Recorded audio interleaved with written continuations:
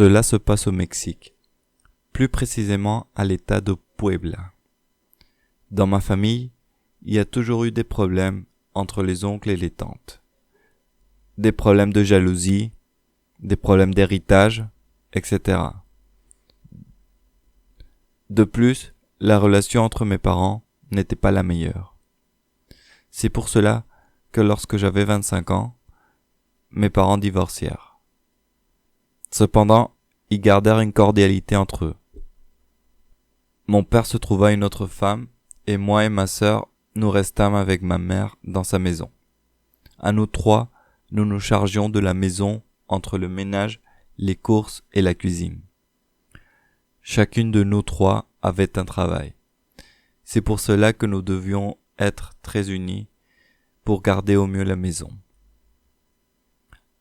Donc, même si c'était dur, nous nous efforcions pour que notre foyer soit agréable et propre. Cependant, du jour au lendemain, notre mère changea complètement. Elle ne nous aidait plus ni pour le ménage, ni pour la cuisine, ni pour les courses. Elle m'adressait à peine la parole. Et, quand elle le faisait, c'était pour me crier dessus ou pour se plaindre. N'importe quoi était un prétexte pour se fâcher. Une assiette mal lavée, un repas trop épicé, un oubli dans une course. De plus, elle commença à perdre de l'appétit et du poids. En quelques mois, elle maigrit énormément. Ce changement de caractère nous préoccupa sérieusement à moi et à ma sœur. C'est pour cela que nous décidâmes d'aller voir sa mère. Ma grand-mère était une femme âgée, mais solide. Elle connaissait les histoires de famille du côté de mon père et essayait de maintenir sa distance. Elle était un peu en froid avec ma mère de ce fait. Cependant, quand nous la vîmes, elle nous reçut comme des rois. « Mais chérie, comment ça va ?» Nous lui racontâmes les problèmes qu'avait sa fille. « J'ai jamais aimé cette famille, » nous dit-elle. « En restant avec votre pauvre père, votre mère vous exposait. Je vais vous aider, évidemment. » Le lendemain, ma sœur put convaincre ma mère d'aller faire un tour tous les trois. Notre grand-mère nous rejoindrait. Quand elle arriva, elle eut du mal à ne pas montrer son épouvante. Sa fille était presque squelettique. Elle avait perdu beaucoup de cheveux, et ses cernes étaient très foncées. Elle nous prit à l'écart de ma mère. « Hier, quand vous êtes venu, j'étais presque sûr, mais maintenant je suis convaincu. On lui a fait un travail. Un travail dans ce sens serait faire un acte de sorcellerie. Je ne pensais pas que c'était à ce point. Vous auriez dû venir plus tôt. Nous devons absolument lui faire une limpia, le plus vite possible. Une limpia est un rituel de guérison, aussi utilisé en sorcellerie. Nous allâmes donc chez une dame qui habitait près de chez ma grand-mère. Elle la connaissait bien, car elle lui avait déjà fait des travaux de guérison. Quand nous entrâmes avec ma mère, une petite femme nous accueillit. Elle salua affectueusement ma grand-mère, qui nous présenta. Quand la voisine vit ma mère, son air changea. « Je vois pourquoi tu es là. Venez. » Ma mère, ma grand-mère et la voisine entrèrent dans une autre pièce de la maison. Nous attendîmes, ma sœur et moi, dans le hall. La maison était remplie de crânes, d'images religieuses et d'herbes aromatiques et fleurs. Il y avait aussi des statues de saints et d'anges qui paraissaient garder la maison. Nous attendîmes assez longtemps. La décoration nous oppressait de plus en plus. Je voulus parler à ma sœur, mais d'un signe de main, elle me dit de me taire. Nous sentions que nous n'étions pas les bienvenus. Mais d'un coup surgit ma grand-mère.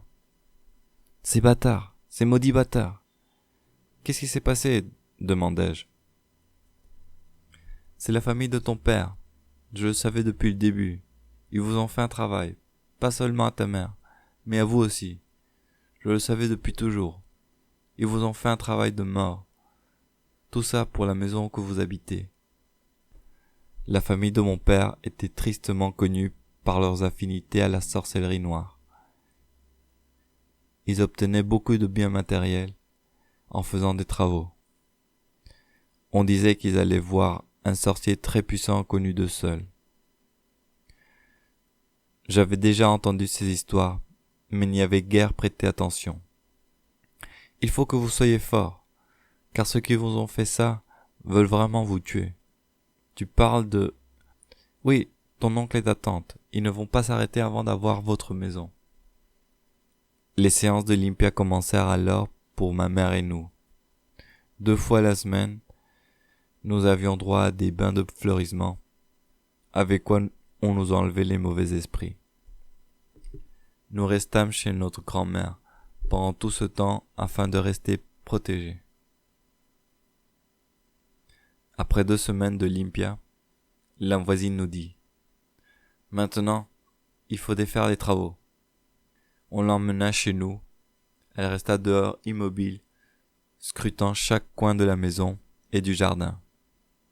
À un moment, elle nous dit, en signalant l'arbre de caoba, « Creusez là !» Nous cherchâmes des pelles et des pioches et nous nous mîmes à creuser. Rapidement, j'aperçus un sac en plastique noir. La voisine me retint avant que je le prenne. Elle prit le sac délicatement et l'ouvrit devant nous. On y vit une poupée en vieux tissu. « C'est ta mère. » Nous restâmes un bon moment incrédules, mais elle nous cria de venir. Elle s'était déplacée à notre point du jardin et nous dit de creuser. Nous y trouvâmes encore 2 poupées. « C'est toi et ta sœur. » On pensait avoir fini, mais elle nous rappela. « Il manque aussi votre père. » Elle nous désigna un autre endroit, et nous récupérâmes une dernière poupée. Même sa propre famille, son même sang, lui voulait du mal. Tôt ou tard, ils finiront par payer. On ne joue pas avec la mort. La voisine emporta tous ses travaux pour les détruire elle-même. Nous nous récupérâmes en quelques mois. Ma mère récupéra son poids et ses cheveux. Avec ma sœur, nous racontâmes tout cela à mon père. Celui-ci parut fâché, mais pas étonné. Nous avons appris il y a peu que la famille de mon père a eu des gros soucis économiques. Ma tante a trompé mon oncle et est partie vivre avec ses enfants dans un autre état du Mexique. Je ne sais pas si c'est le karma dont parlait la voisine, mais j'ai envie d'y croire.